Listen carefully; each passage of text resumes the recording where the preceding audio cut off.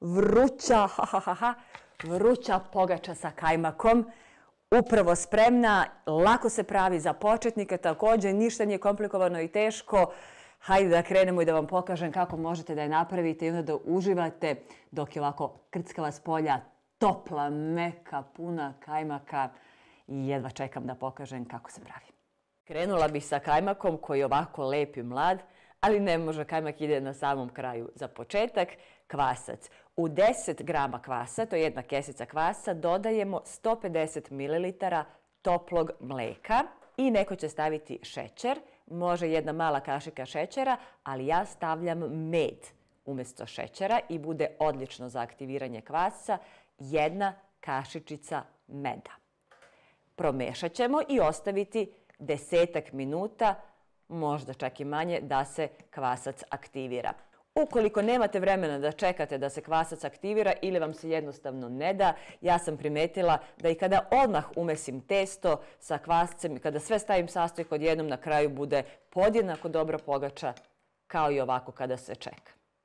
Evo, nakon 5 do 10 minuta ovako se kvasac aktivirao. Nastavljamo dalje, mesimo testo. Stavljam 700 grama brašna i to je uvek od prilike. Sa strane imam dodatnih 50 grama, ako zatreba, to ću kasnije da vidim kada stavim sve potrebne sastojke. U sredinu stavljam kvasac koji se aktivirao, dodajem 150 ml vode, 50 ml ulja, 2 cijela jajeta i 2 do 3 kašičice soli. Ukoliko vam je kajmak mlad kao meni, stavljajte malo više soli, možda 3 kašičice, a ako je stariji, on je onako slaniji, onda je potrebno manje soli da dodajete u samo brašno. Ja predlažem da bude mladi ovakav kajmak zato što će se lepše razmazati kada dođemo do te faze. E sada, rukama mesimo testo, ja ću samo prvo malo sve ovo da promešam, a onda mesimo. Za početnike savjet, samo lagano, ništa nije strašno i komplikovano kao što izgleda. Nekad sam mislila da je pravljenje testa, pogača, hlebova mnogo teško, međutim, kada umesite 2-3 puta dobit ćete vrlo dobar osjećaj koliko je potrebno da se mesi.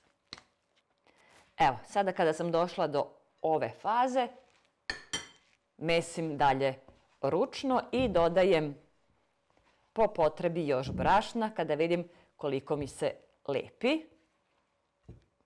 Evo, u suštini, pošto ga ostavljamo da odstoji, da sada naraste, ja ću da dodam samo još mrvicu brašna, možda, evo, kašiku 2.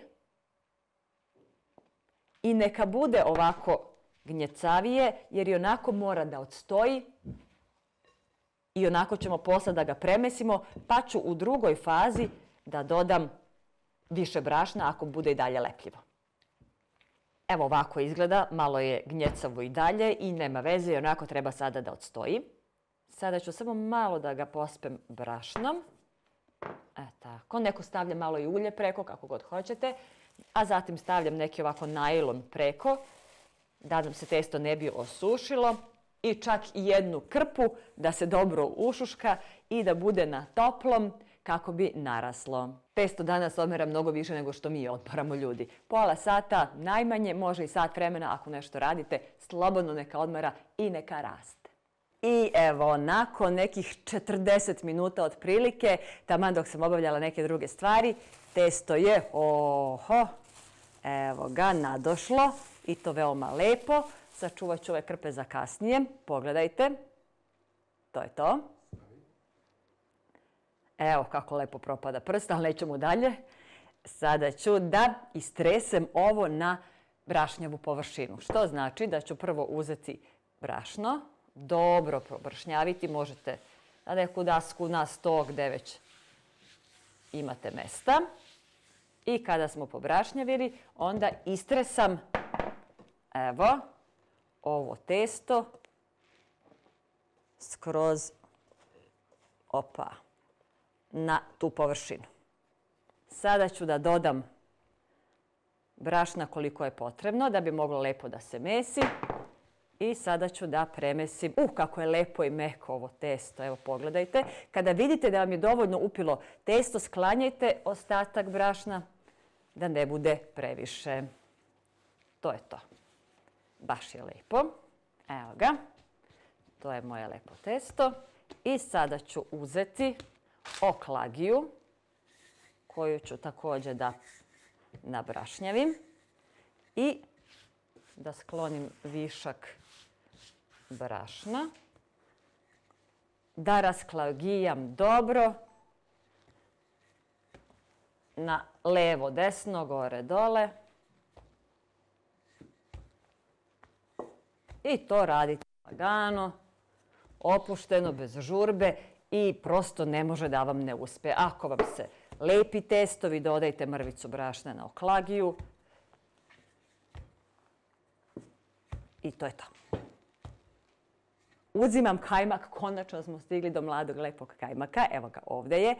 I zašto ja volim ovaj mlad? Njime da mažem, prosto je mek i onda se lakše razmaže. Sada ću uzeti evo i razmazati po cijeloj površini testa. Ukoliko živite u kraju gdje nema kajmaka, ako ste van Balkana, pa uzmite recimo maslac i pomešajte sa kiselom pavlakom. Naravno, neće biti baš isto, ali to je najpribližnije što možete da napravite ukoliko niste na Balkanu i nemate kajmak. Evo ga, razmazali smo skroz do kraja. Sada preklapam na sljedeći način.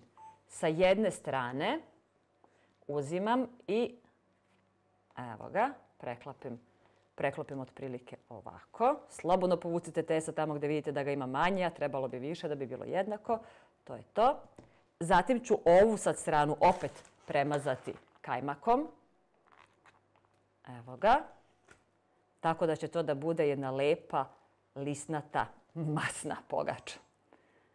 Evo. Zatim ovaj drugi deo preklopimo. Ovako. Ušuškamo lepo kajmak iznutra. Ovo ću da povučem.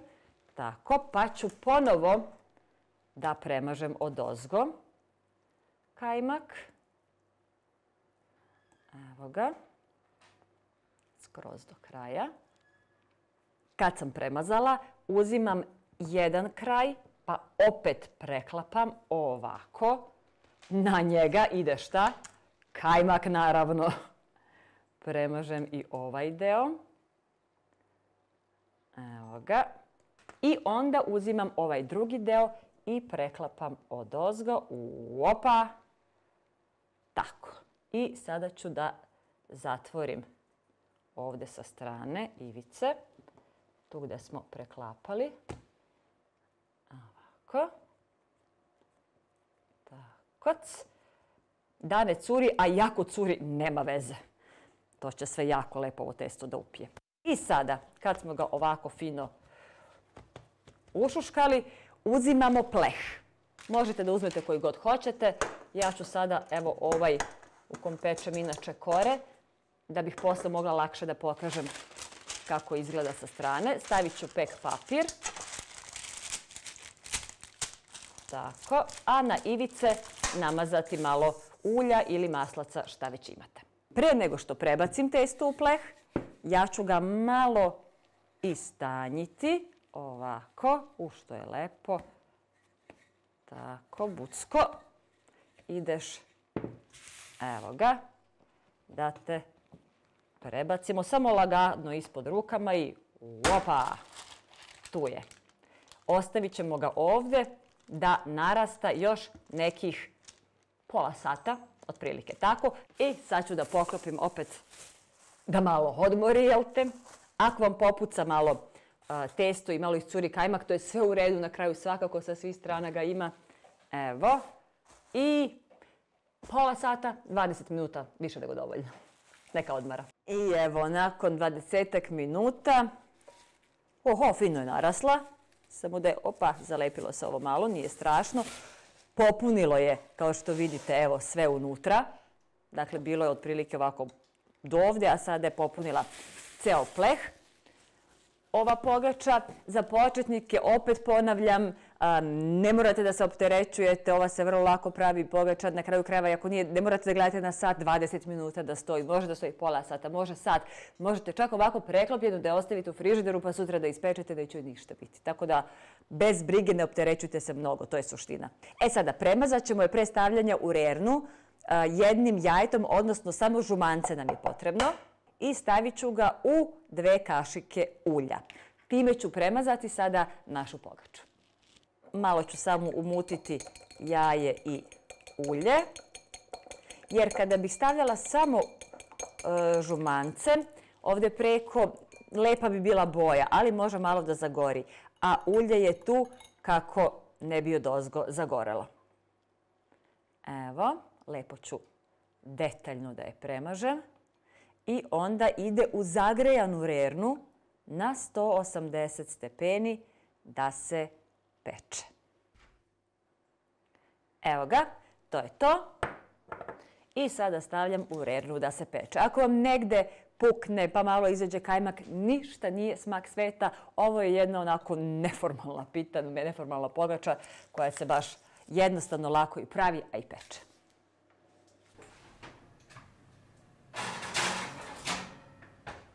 Otprilike na pola pečenja stavit ću pek papir preko da ne bi odozgo zagorela, a iznutra da ne ostane onda suviše sirova. Zatvaram i nastavljam da pečem. Nakon pola sata otprilike, a 5 minuta pred kraj, skidamo pek papir kako bi se sada i odozgo lepo zapekla, pošto je iznutra sigurno pečena.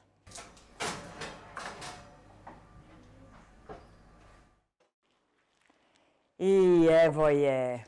Miriše cijela kuća od ove pogače sa kajmakom. Kako je lepo pukla odozgo ovdje. Tu pa tu pa tu i ljudi, ne mogu da dočekam da probam. Jedan savjet samo za sve vas jeste da ja sam uzela ovaj obruč zbog slikanja, da bi sad lepo mogla da otvorim, da se slika sa strane. Međutim, kada sama pravim bez slikanja, bez kamera, onda stavim u pleh koji nema ovo otvaranje, jer na ovaj način kada ga ima, masnoća, odnosno ovaj kajmak može ovdje dole malo da curi, vidite? Zato sam i stavila sada ovaj papir da ne ide masno na ovu dasku ispod. A ako stavite normalnu tepsiju, onda neće ništa da curi. Sad ću da otvorim odmah dok je ovako vruća, zato sam i pekla u ovome. Evo ga. I opa, pogledajte je kakva je. Ništa lakše, ništa jednostavnije, nije komplikovano, nisam pravila nekakve pletenice, ništa. Dakle, ovo stvarno može da napravi svako, a da budete sigurni da će ispasti dobro i da je baš jako ukusno. Sad kad je ovaj papir dole malo upio, ja ću da ga sklonim. Nema više toliko masnoće. Nije to ništa strašno, evo vidite koliko je curilo, ali bez obzira što bi vam išta curilo, ako ne mora. To sklanjam. I sada je, pogledajte, ja obožavam da je jedem dok je ovako vruća, iako to nije možda najzdravije, ali stvarno dobro. Inače, mi volimo i da je kidamo, ne da je sečemo. Ja ću sada da uzmem nož, pošto je jako vruća i teško ću da je kidam. Sada ću ovako da je sklonim sa... I jao, kako je vruća. Pogledajte, buckica moja mila. Naravno, kao što sam rekla, ja bih sada da je komadamo, ali je baš jako vruća pa ću da se opečem, tako da ću da isečem.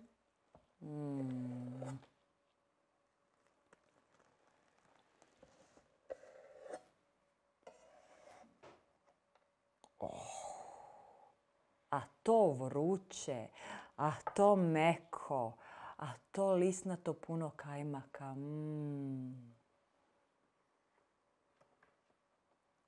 Kako je meko. Sada ću da isečem ovako do kraja, da prepolovim u stvari. Ljudi, toliko je meka, vazdušasta. Pogledajte ovaj kajmak iznutra. Vidite ovo tu? To vam je kajmak. Sve ove linije, ove rebrice, ovo rebrasto, to je kajmak. I došlo je vreme da je probam.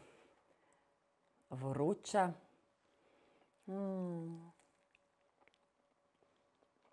Meka. Ljudi, ovoga mogu tonu da pojedem. Ne jedem uvijek tonu. Nisam slučajno mršava. Ali volim mnogo. Ovo je baš jako dobro. Mogu do sutra da je probam. Zauvek ću da je probam. Znate šta?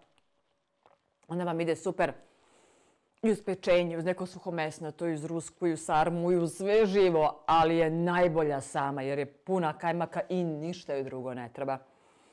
Toliko je dobra, toliko jako da ću... Gde mi je kapa? Samo da kažem bre, bre, bre, bre i bre.